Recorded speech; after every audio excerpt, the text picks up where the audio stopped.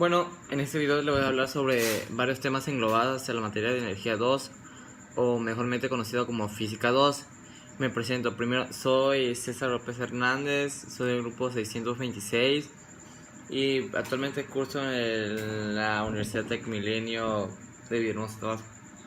Bueno, el tema que les hablaré hoy se está dividido en varias secciones, por lo cual es importante entender el principio, el concepto, para no perderse ningún detalle de la explicación del siguiente tema. Bueno, les hablaré sobre la historia de la electricidad.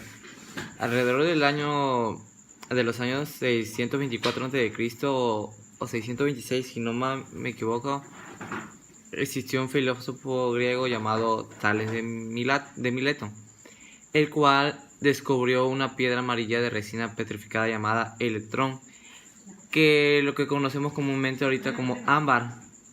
Esta partícula o esta resina petrificada era muy interesante porque atraía partículas de polvo y hojas cuando se frotaba con un pedazo de tela. Se puede conocer esto como fenómeno electrostático. Gracias a en el diccionario griego, la palabra ámbar es conocida, se relaciona con la electroestática o estática, que todo eso va dentro del campo electrónico. Y bueno, entre algunos otros historia de la electricidad, le vamos a hablar otros nombres conocidos. Está el de Benjamin Franklin, que en 1752 después de Cristo se desarrolló el pararrayos y explica la electricidad como un flujo en la materia. Otro que podemos conocer comúnmente o no tan común es Joseph Priestley, 1766 después de Cristo. Este demostró que la fuerza que existe entre dos cargas varía inversamente proporcional a la distancia que las separa. Es decir, cuando tenemos un objeto con otro, las cargas pueden variar, puede ser positiva o negativa dependiendo de la carga que tenga esta. Esto varía de los electrones de valencia que tiene un objeto. ¿Qué son los electrones de valencia? Bueno, una explicación rápida. Los electrones de valencia son los electrones que se encuentran en la capa mayor del nivel de energía del átomo. Como conocemos la tabla periódica, son los que tienen mayor número de átomos. Esos son los responsables de la interacción entre átomos de distintas especies o átomos de una misma. Esto quiere decir que señala que varios materiales o objetos tienen electrones de sobra, y todo a esto se le llama electrones de valencia y varía de acuerdo al material. Aquí lo que encontró el astrónomo Joseph Priestley demostró la teoría que la fuerza se puede juntar entre dos cargas. O sea, si existe una fuerza que varía. Podemos explicarlo de una forma más humana. Los humanos somos energía, vivimos en base de energía, nos movemos en base de energía, por lo que hace que estemos en constante cambio. Nos transformamos porque la materia no se destruye en sí, se transforma. Esto va dependiendo de nuestras características físicas que tengamos a las acciones. Bueno, el número de electrones puede variar dependiendo de los materiales que se usen para determinar si es conductor de carga o no es conductor de carga. En este caso existen tres tipos de materiales que podemos clasificarlos: los conductores, los aislantes y los semiconductores. Los conductores son los cables de cobre, de plata y aluminio que conocemos comúnmente, que son los que más conocemos como conductores más bien de la energía. Por ejemplo, cuando vamos a hacer un experimento en la escuela sobre una bobina, es necesaria a fuerza usar cables de cobre porque es un principal conductor de la energía. Como había dicho, como es conductor, a través del cable transfieren las cargas fácilmente y por eso se puede ver el proceso.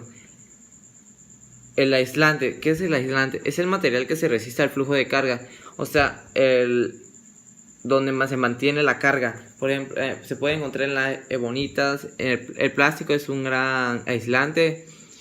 el azufre o el aire. Y por último hablemos del semiconductor. ¿Qué es el semiconductor?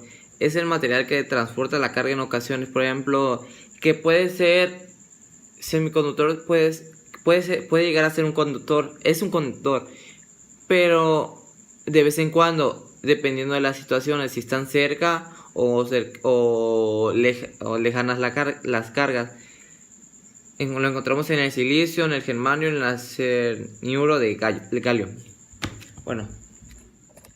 Bueno, quería llegar al tema más importante, que es la ley de Coulomb. ¿Qué dice la ley de Coulomb?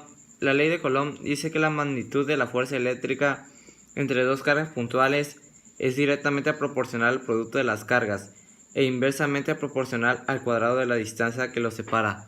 Donde podemos encontrar la fórmula F, fuerza, es igual a 1 entre 4pi de E inversamente igual a las dos cargas, carga 1 y carga 2, entre radio al cuadrado, donde F es fuerza de atracción o repulsión entre dos cargas que tenemos, R es la distancia entre que los separa las cargas, Q1 es la carga 1 y Q2 es la carga 2, y E varía del problema que tengamos.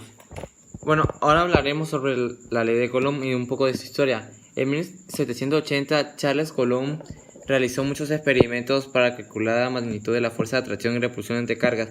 Una de estos inventos terminó en el resultado de ya que al momento del resultado distribuía continuas cargas de un objeto a otro, como podemos conocer en la fórmula que dije anteriormente, donde fuerza 1 y fuerza 2 varía de la distancia que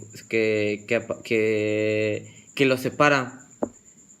Bueno, estamos llegando al último del video y les hablaré sobre lo último sobre la ley de Coulomb y su interacción con el campo eléctrico. Es muy importante saber esto porque es importante conocer el concepto de la electricidad, conocer por qué se da la electricidad, sus campos eléctricos y las cargas que lo dominan. Bueno, ahorita la ley de Coulomb, como he dicho, dice que la intensidad de la fuerza electrostática varía entre dos cargas eléctricas directamente proporcional al producto de las cargas e inversamente proporcional al cuadrado de la distancia a la que de ellas separa. Es lo que yo le dije continuamente con la fórmula y con el ejemplo.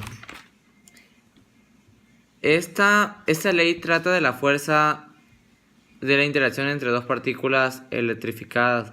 Las partículas de igual signo se repelen, por ejemplo, las que son negativo con negativo. Si ponemos un objeto negativo con negativo, cualquier objeto, y los acercamos a una distancia, estos se llegan a repeler, o sea, se alejan. Por ejemplo, tenemos un globo y tenemos un hilo. Acercamos el globo al hilo, el hilo se va a ir repeliendo por la fuerza de las cargas. En cambio, si tenemos objetos con cargas desiguales, una positiva, una negativa, estas se llegan a atraer hasta juntarse.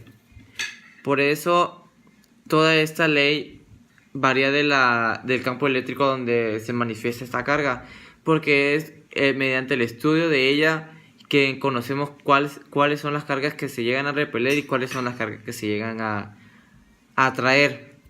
Bueno, esto será todo el video por hoy. Espero haberles ayudado con su tarea de física o de electricidad. Buen día, nos vemos.